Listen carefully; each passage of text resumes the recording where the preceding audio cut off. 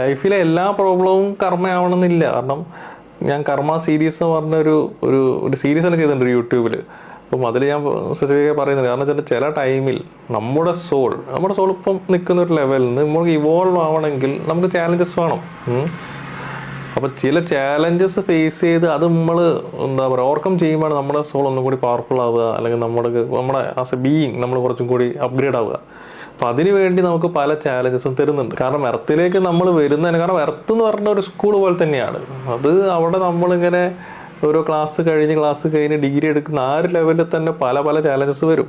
അപ്പം എല്ലാം നമുക്ക് കർമ്മ എന്ന് പറയാൻ പറ്റില്ല. പലതും നമ്മുടെ സോൾ ഡെവലപ്മെന്റ് വേണ്ട കാര്യങ്ങളാണ്. അപ്പം നമ്മൾ കുറച്ചും കൂടി പവർഫുൾ ആയാലേ ഉള്ളൂ. കാരണം ഇപ്പം ഹയർ ബീയിങ്സ്, ഡിവൈൻ ബീയിങ്സ് ഒക്കെ ഉണ്ട്. അപ്പം അവർക്കും നിങ്ങളെ കൊണ്ട് പല കാര്യങ്ങൾ ചെയ്യിക്കണമെങ്കിൽ നിങ്ങൾ അത്രയും പവർഫുൾ ആക്കണം. അല്ലാത്ത ഒരാളുടെ അടുത്ത് ഈ ഒരു സംഭവം കൊണ്ടു കൊടുത്തിട്ട് കാര്യമില്ല.